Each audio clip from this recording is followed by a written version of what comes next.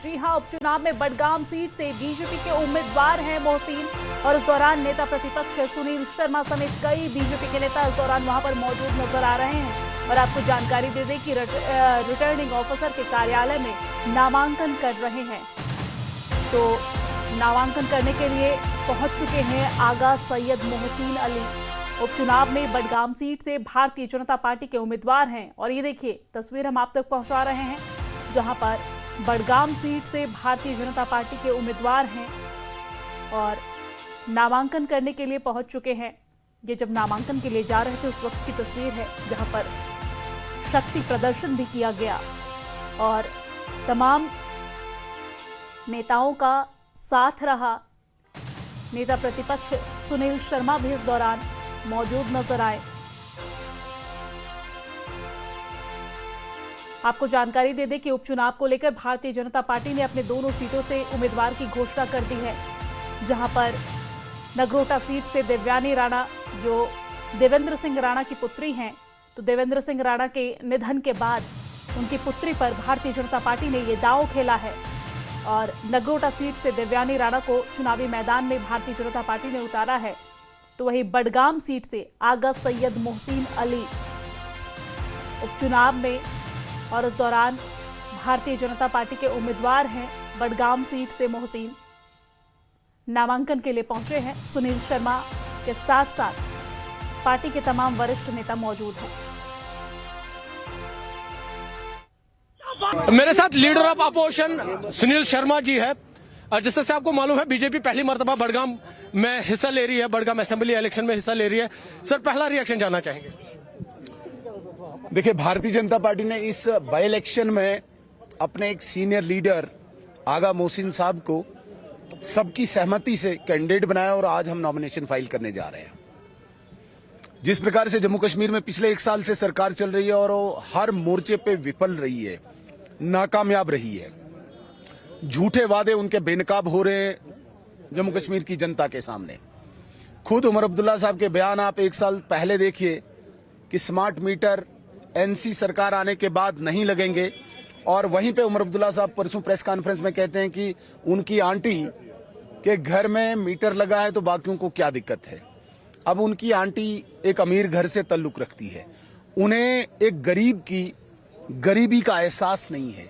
ये सारी बातें लोग समझ रहे हैं और बडगाम के लोगों में ऐसी उम्मीद जगी है कि भारतीय जनता पार्टी वाहिद एक ऐसी जमात है जो इन चीजों से जम्मू कश्मीर की जनता को बाहर ला सकती है।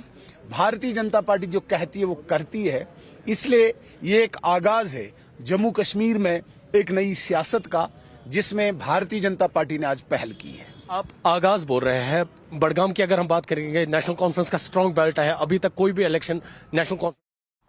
और इससे पर ज्यादा जानकारी के साथ हमारे साथ बडगाम सीट से हमारे संवाददाता आबिद हमारे साथ लाइव जुड़ गए हैं। आबिद, किस तरह की तस्वीरें देखने को मिल रही है, क्योंकि नामांकन के लिए पहुंच चुके हैं बीजेपी के उम्मीदवार?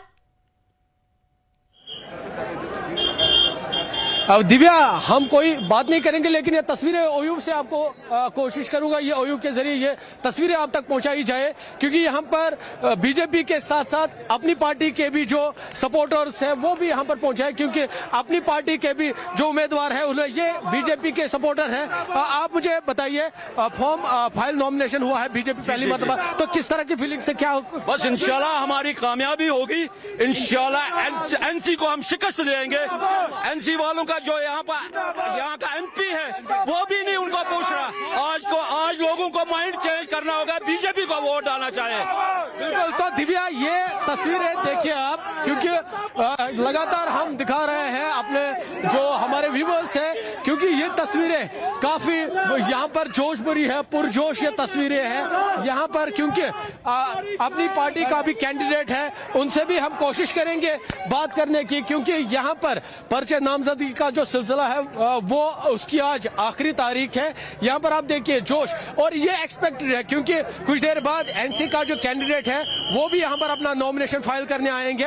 और ये बताया जा रहा है सीएम उमर अब्दुल्ला उनको एकम्पनी कर सकते हैं यहाँ पर, क्योंकि अपनी पार्टी का उम्मीदवार है। इनसे हम बात करने की कोशिश करेंगे, लेकिन उससे पहले आप ये थोड़ा सा रिटर्निंग ऑफिसर के जो ऑफिस है उसके बाहर की तस्वीरें आपको दिखा रहे हैं। यहाँ पर काफी जोश है, जो सपोर्टर्स है, चाहे बीजेपी का हो या अपनी पार्टी का हो, काफी जोश है इनमें। और लगातार इनका दावा है, हर कोई अभी यही दावा कर रहा है कि इस इलेक्शन में जीत उनकी पार्टी की ही होगी। जी दिव्या। जी बिल्कुल, और ये तस्वीरें जो है यहाँ से वो बयां कर रही है कि पार्टी को समर्थन भरपूर है। लेकिन कहीं ना कहीं देखा जाए तो आबिद, यहाँ पर नेशनल कॉन्फ्रेंस और कांग्रेस के बीच अनबन की खबरें सामने आ रही है और इसके बाद नेशनल कॉन्फ्रेंस ने उम्मीदवार की घोषणा कर दी है। तो क्या इस अनबन का जो असर है, इसका जो प्रकोप है, वो चुनाव में एनसी के ऊपर देखने को मिल सकता है? हाँ बिल्कुल, क्योंकि काफी मुख्तलिफ है। यहाँ पर अपनी पार्टी कैंडिडेट है। मुख्तार साहब, आपने फाइल नॉमिनेशन अपना सबमिट किया, क्या कहेंगे? बस लोगों से अपील है कि भरपूर हिस्सा लें, वोट दें।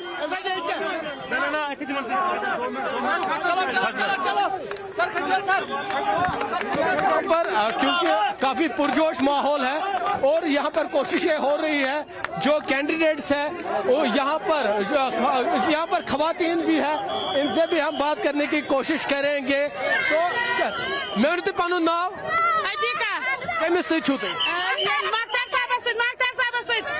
तो क्या लगता है आपको इलेक्शन में कौन जीतेगा?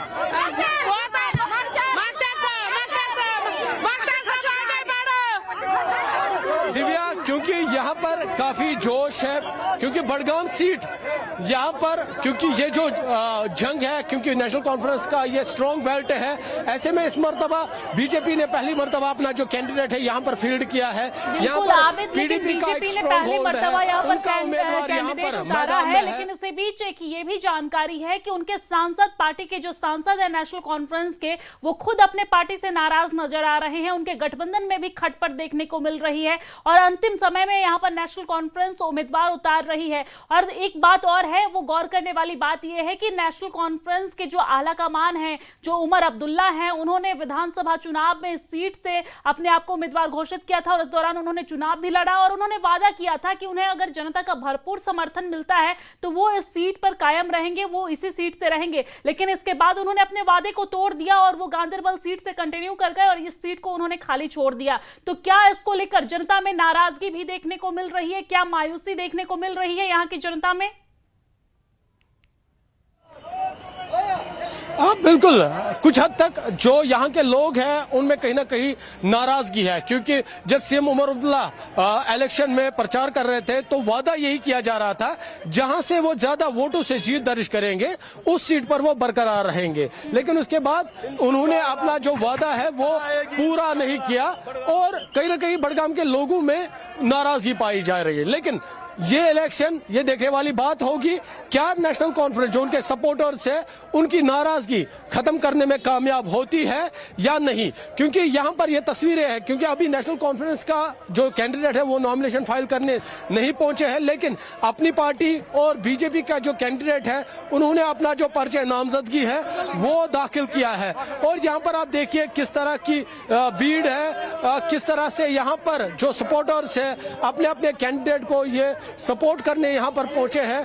तो ये जंग, जो बड़गाम की जंग है, ये मुख्तलिफ होने वाली है, क्योंकि नेशनल कॉन्फ्रेंस के जो एमपी है आगा सईद रूहुल्लाह मेहदी, वो कहीं ना कहीं अभी भी पार्टी से नाराज है, क्योंकि उनका खुलेआम ऐलान आया था कि वो पार्टी के लिए कैंपेनिंग नहीं करेंगे।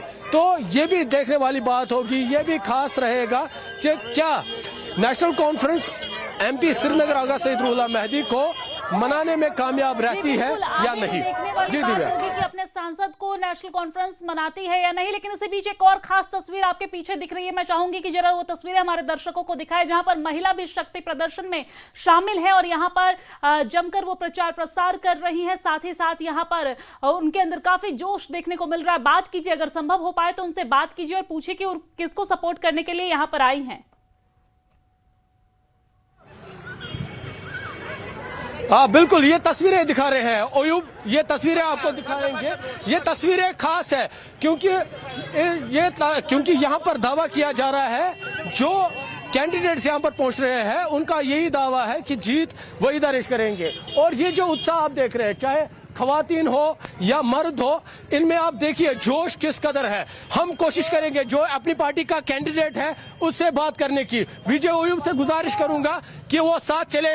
मुख्तार साहब डायरेक्ट हमारे साथ है। मुख्तार साहब, मुझे बताइए, फॉर्म नॉमिनेशन आपने फाइल किया है, क्या कुछ रिएक्शन? बस शुक्र अल्लाह का, लोग बहुत प्यार दे रहे हैं, तो लोगों से अपील है भरपूर हिस्सा लें इसमें और हमें जिताएं बडगाम से और हमें खिदमत करने का मौका दे दे। कितनी उम्मीद है आपको बडगाम के लोगों से? बहुत उम्मीद है, क्योंकि लोगों तक हमारी आवाज पहुंची है, लोगों ने हमारा काम देखा है, लोग हमारी सोशल वर्क देख रहे हैं पिछले 10 साल से जो हम कर रहे हैं। इंशाल्लाह हमारा वादा है लोगों से कि हम लोगों से वादा करते हैं कि अगर अल्लाह ने हमें जिताया तो वादा है कि जो भी सैलरी होगी वो गरीब बेटियों के लिए मैं इस्तेमाल करूंगा इंशाल्लाह। लेकिन एक सवाल, नेशनल का स्ट्रॉन्ग बेल्ट है, कितनी उम्मीद है आपको? क्या लोगों का सपोर्ट आपको हासिल होगा? इंशाल्लाह हम गरीबों की आवाज बनने के लिए आए हैं, तो इंशाल्लाह अल्लाह हमें मदद करेगा। ये दावा है जो मुख्तार अहमद डार अपनी पार्टी के कैंडिडेट है, इनका दावा है। दिव्या, आपने सुना, क्योंकि यहाँ पर इनका दावा है कि लोग इस मर्तबा नेशनल से हटकर अपनी पार्टी को सपोर्ट करेंगे। लेकिन बीजेपी भी यही दावा कर रही है, एनसी का यही दावा है, अपनी जो पीडीपी है उनका यही दावा है।